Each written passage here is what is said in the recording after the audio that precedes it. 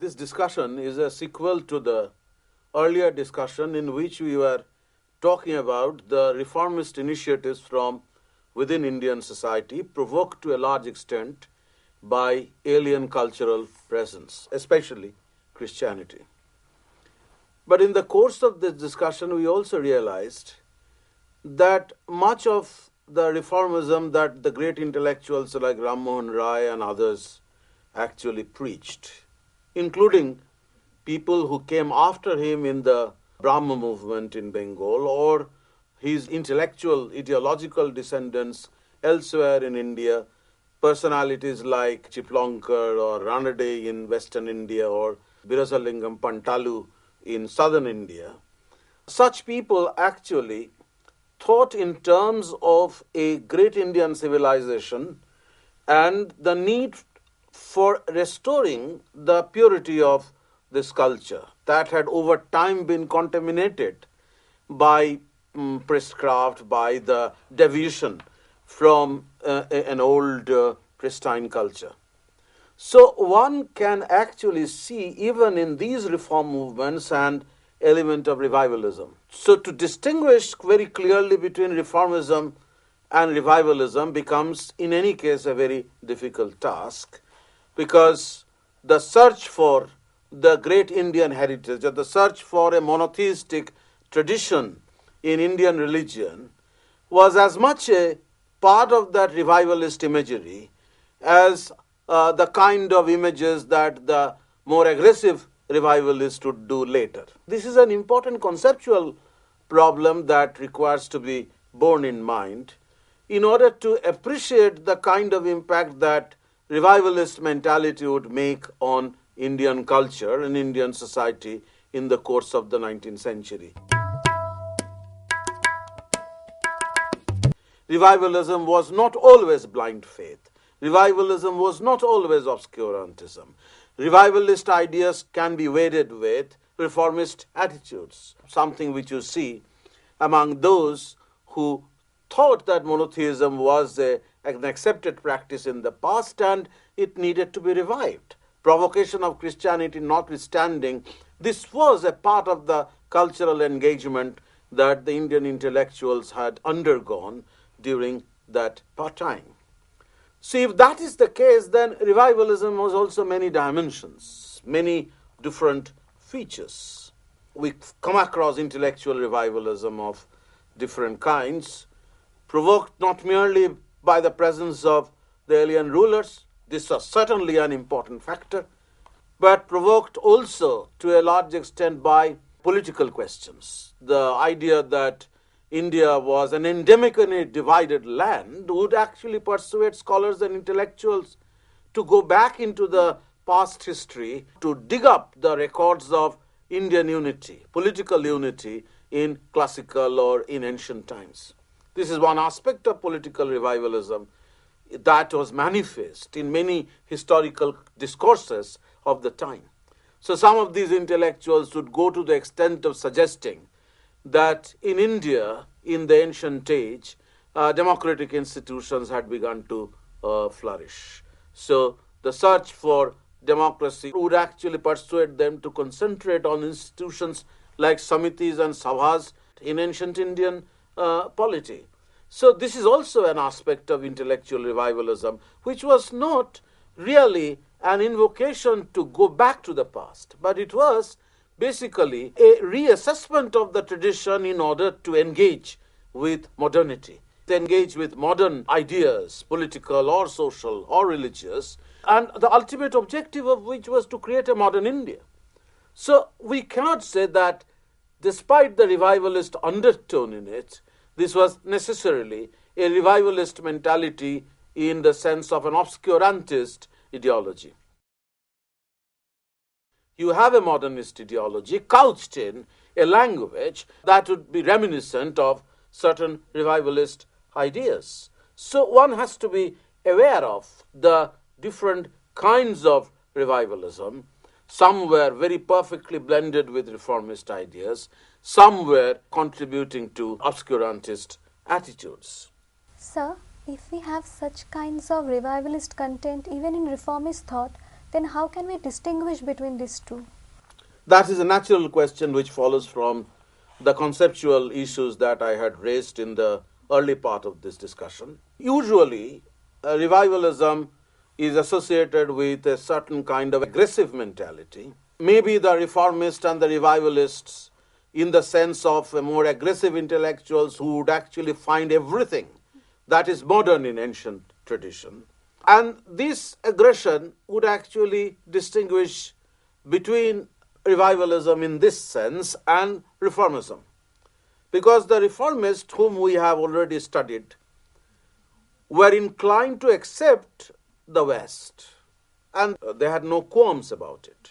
And the kind of difference that we can easily locate between, say in political terms, between a man like Tilak, with whom Agarkar, the reformer about whom we had said a few words in the previous discussion, had a running battle about the place of women in Indian society, about how the women should be encouraged to come out of domesticity and participate in public life. So on this issue, they had very serious differences, and each one of them would be able to defend his position in terms of old ideas, ancient practices, in terms of ancient knowledge.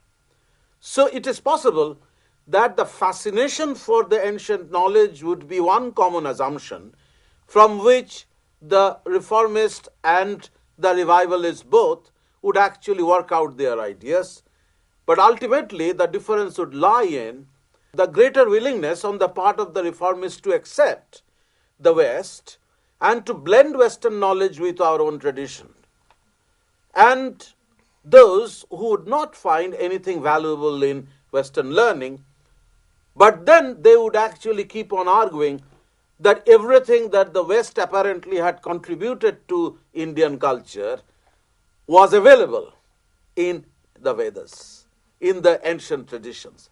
So the idea was to go back to the Vedas, and from that would emerge a more aggressive statement that whatever that you would actually look for in a modern world, science, technology, rationality, monotheism, in social sphere, in technological sphere, everything was there in the Vedas. So go back to the Vedas. That is where we can see the difference, and that difference arises from the greater amount of aggression that revivalists who were clustering around the Arya Samaj would put into the cultural movements in the course of the 19th century. So, was this aggression and assertion inherent in the Arya movement, or it acquired this over time? Certainly it acquired this aggression over time, because by the close of the 19th century, when the Arya Samajas became very important in Indian politics, the larger context had changed. But if you go to the 1870s, for example, and think of the ambience in which this Arya Samaj movement had emerged, you see similar kinds of conflicts between those who would actually try to drop out from the mainstream Hindu society in order to create the foundation of a modern reformist initiative. The Brahmo Marriage Bill, for example, in 1872, as you know, created a very significant controversy in Bengal, and it had its ripples in other parts of India as well. So if you look at the 1870s, when the Arya Samaj was formed by the Ananda Saraswati, a Brahmin from Kathiawar, who didn't have much influence in Gujarat and Western India, but who had ultimately came to acquire a considerable amount of following in northern India and the Punjab. You see, the primary objective was to understand the Vedic religion. And if you go through one of his major publications, Satartha Prakash, in which he was looking for the truth that everybody was expected to find in the Vedas. So the entire baggage of rationalism and monotheism, which the Christian preachers was proudly proclaiming as a Western innovation, as a Western contribution to Indian culture, he found in the Vedas. Quite rightly, there was a certain urgency on the part of these people to defend Indian culture from the kind of charges that the Christian missionaries were leveling against it. But at the same time, as 19th century drew towards its close, the intonation began to change. It did not remain anymore the kind of intellectual revivalism with which we can easily associate Dayananda Saraswati, as much as we see this kind of intellectual revivalism in people like Bankim Chandra Chatterjee, for example. The Arya Samaj, that the Arya movement that Dayananda's preaching had been able to generate, became more preoccupied with the question of proselytization, the Suddhi, to bring people who had gone out of the main Hindu tradition, who had gone out of the Hindu fold, required to be brought within the Hindu fold by performing Shuddhi.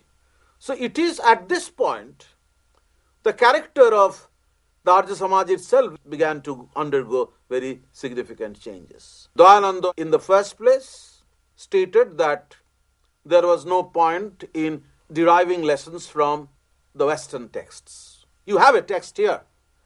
So it was an attempt to find out the textual basis of a religion. And to the extent that this was looking for a textual basis of the religion, this ran against the syncretic religious tradition that Hinduism itself had evolved over a long period of time, over centuries.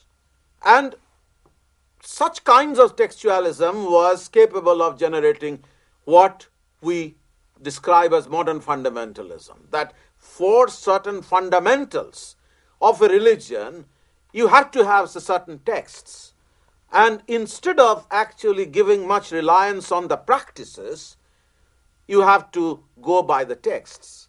So this kind of textual fundamentalism, even if it was enabling the Arya Samajis to claim the same kind of eminence for Hinduism as Christianity, was also actually trying to erode the syncretic tradition on which basis Hinduism as a polytheistic culture, as an idolatrous culture, but at the same time a syncretic culture, had evolved through centuries. So this is a very important point that requires to be borne in mind. But over time, as I was saying, that there was a shift, and a shift towards proselytization, and we represented by the purification idea, the Suddhi idea. The Arya Samaj itself became divided. It was not as if that all those who were followers of Arya Samaj became enamored by this kind of fundamentalist or revivalist attitude. Some of these continued to adhere to the reformist schema by emphasizing the importance of education. So many of these Aryas, the moderate ones, were interested in education. They set up the Dayananda Anglo-Vedic Trust, through which they thought that modern education could be imparted to the larger public. Some of these, the more militant one, did not agree with this kind of a moderate position and suggested that the primary objective of Arya Samaj was proselytization, was Ved Prachar. And Ved Prachar included, as one of its aspects, Shuddhi. And we also know that there would be a time when such ideas would eventually remove the distance that the Arya Samajists had with the Sanatanists. Sir, what were the basic differences between the Arya Samajists and the Sanatanists? The basic difference is the Sanatanists would actually continue to adhere to the established religious practices. They would say that Hinduism is great, the polytheistic culture is great, we actually worship the formless Brahma through many images, and this is the best religion for the ordinary folks who are incapable of understanding the quality of a Brahman without quality, Nirguna Brahma. So there would always be a defense of what is called the Shakar form of worship, that you worship images instead of worshipping the Nirakar Brahma, and this is defended on the ground that it is difficult for the ordinary folks to relate to the formless deity, the formless creator. So for them, religion becomes more meaningful when you actually worship the Shakar deity. So that is, I think, the basic difference, that the Sanatanists would argue that there was no point in contemplating about the reform of this religion because this religion in any case was so great that it didn't require to undergo this process of reform. And this could actually lead to a certain kind of blindness with which we occasionally associate revivalism, blindness on orthodoxy, that you simply shy away from all these reformist initiatives and cling to whatever you practice and whatever you believe without actually putting these beliefs and practices under scrutiny. So you can see the clear difference between how the Sanatanists would project as religion and how the revivalist, who despite their revivalist attitude would still look for reform. And that was, I think, the main difference between Arya Samajist and the Sanatanist in northern India. The Arya Samajists believe in the greatness of Indian civilization, but thought, just in the same way as many of the reformers had done, that Hinduism had deviated from this ideal condition and acquired certain practices which over time had corrupted this religion. And the need of the hour was to purge this religion of these corrupt practices, conforming to the religion that features in the text. By following the same logic, you can distinguish between the form that the Ramakrishna movement took in Bengal under Vivekananda, who had a very short life, but by the time he was dead, he was able to create a kind of monastic order to preach the Vedantic religion. Once again, a certain emphasis on monotheism was integral to it, but not really discarding the culture of idolatry. So unlike many of the Aryas or unlike the Brahmas, Vivekananda and his followers within the Ramakrishna movement were more willing to accommodate some features of the traditional Hinduism, but still thinking in terms of the reform. But the reform was, for as far as Vivekananda was concerned, was not limited to religion alone. Religion was one aspect, but the kind of practices that traditional Hinduism, Sanatan Hinduism had generated over time, practices like untouchability. It was a target of Vivekananda's criticism as much as it was actually decried and criticized by Dayananda.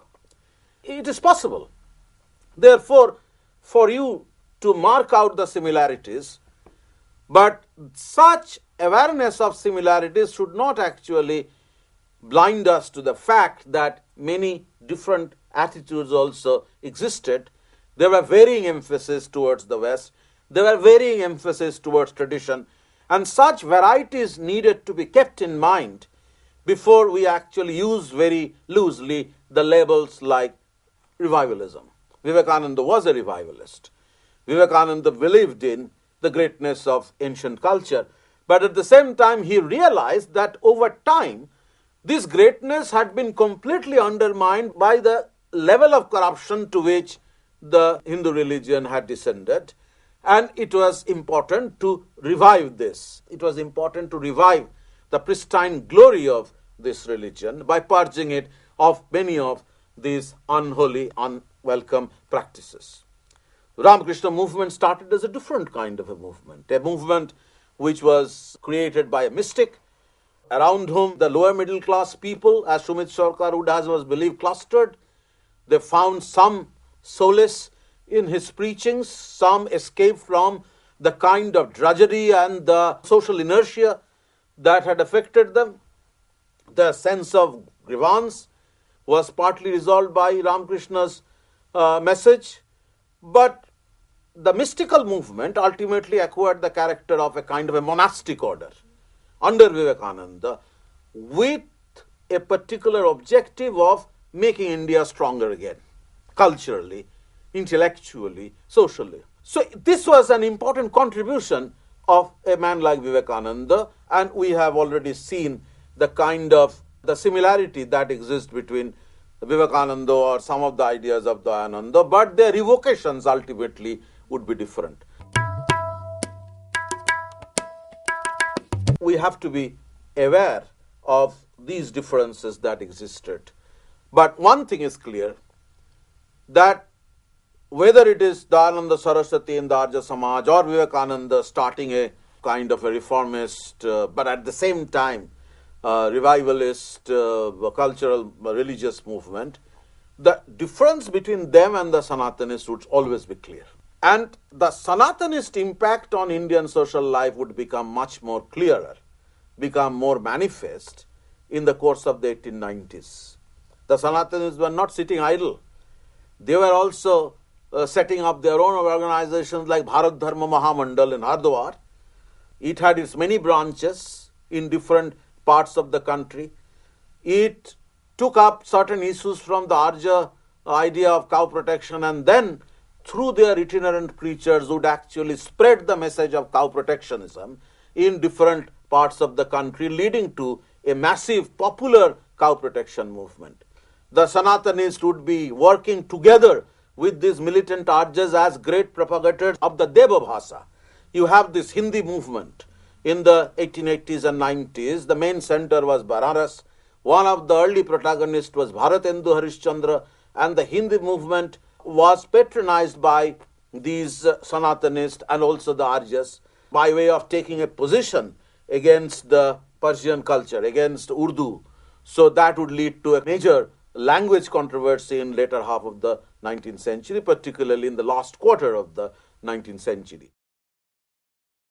Whether it is with regard to defense of existing religious practices or with regard to the idea of protecting cow as a kind of a symbolic assertion of Hindu cultural identity, or in terms of defending Hindi as the Deva Bhasha in official usage.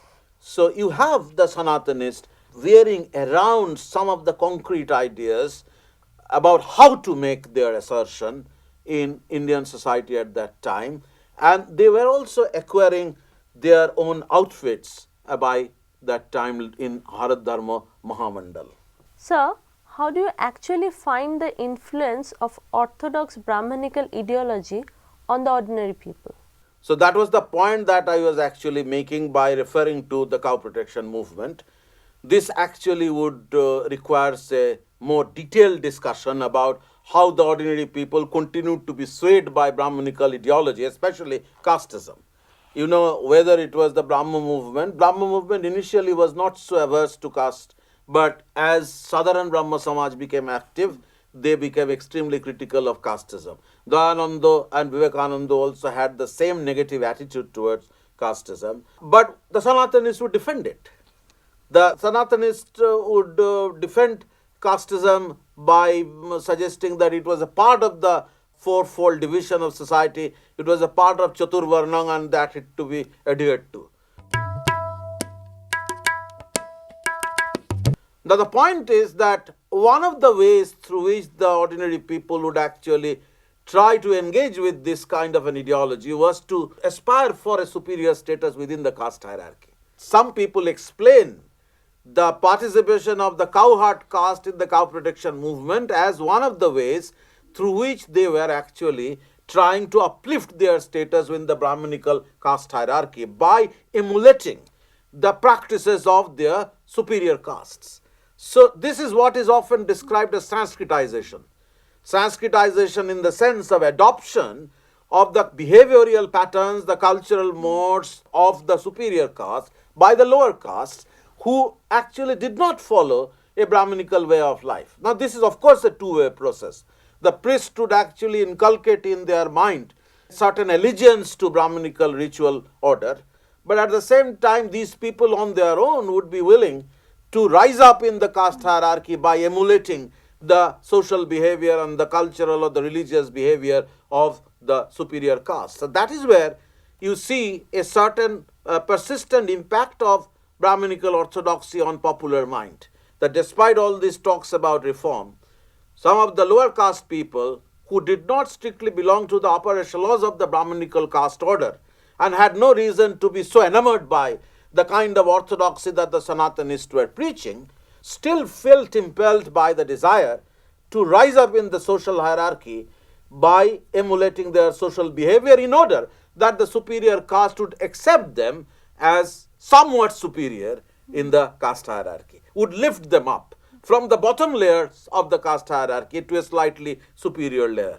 And that required for these people a conscious adoption of the behavioral traits or the cultural behavioral patterns of the superior caste. This is something which has been described, as I was telling you, Sanskritization, and the Sanskritizing tendencies in India in the course of the 19th century, by which you have this clear indication of lower caste seeking to acquire superior status in this process, is a clear evidence of how orthodoxy could still make an impact at the popular level. But Sanskritization and the kind of impact that it had made on the caste movements in the 19th century, this actually requires a full-length discussion.